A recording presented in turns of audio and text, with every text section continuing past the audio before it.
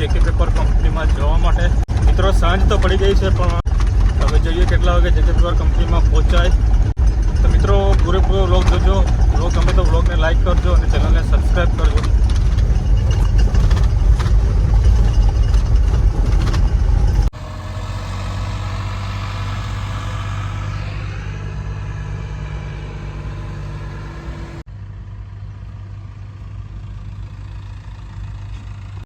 મિત્રો મને J K paper કંપનીમાં જતાં અંધારું થઈ ગયું છે.